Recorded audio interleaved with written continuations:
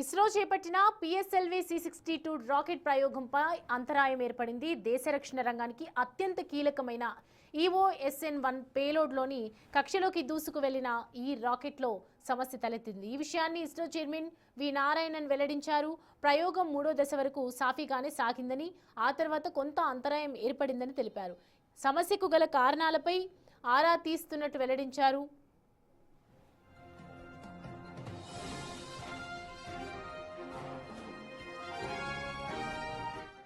Attempted the PSLV C62 EOSN-1 mission. The PSLV vehicle is a 4-stage vehicle with 2 solid stages and 2 liquid stages. The performance of the vehicle up to the end of, close to the end of third stage was as expected.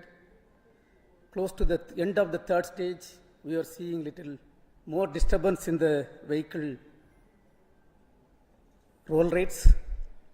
And subsequently there is a deviation observed in the flight path. We are analyzing the data and we shall come back at the earliest. Thank you.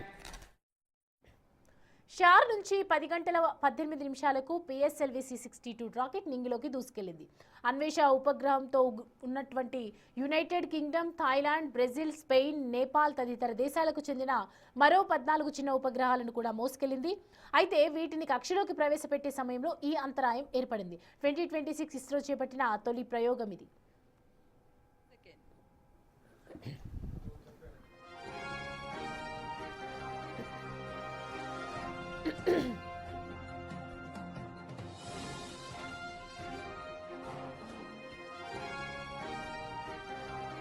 NSEL చేపట్టిన 9వ పూర్తిస్థాయి వాణిజ్య machine ఇది. ఈ మిషన్లో ప్రధాన ఉపగ్రహం EOS-1 రక్షణ పరిశోధన అభివృద్ధి సంస్థ కోసం ప్రత్యేకంగా రూపొందించిన ఈ హైపవర్ స్పెక్ట్రల్ ఇమేజింగ్ ఉపగ్రహం సరిహద్దుల్లో నిఘాకు, వ్యవసాయం, విపత్తుల నిర్వహణకు ఉపయోగపడుతుంది.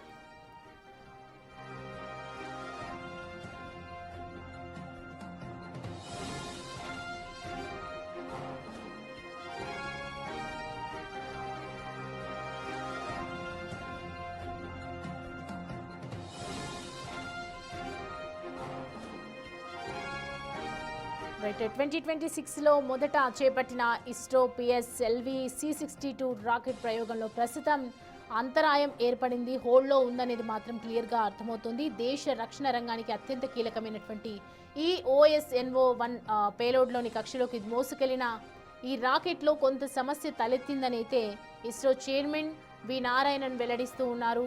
3 దశల వరకు అంతా సాఫీగానే జరిగింది. 3 దశల తర్వాత 4వ దశకు ఎంటర్ అయ్యే టైంలోనే కొంతమేర సిగ్నల్ కట్ అయిపోయింది. తర్వాత కొంచెం అంతరాయం ఏర్పడిందని చెప్తూ ఉన్నారు వి నారాయణన్. ఇంకా ఈ సమస్యకు గల కారణాలపై ఆరా తీసి పూర్తి వివరణ వెల్లడిస్తామని తెలియజేస్తూ ఉన్నారు.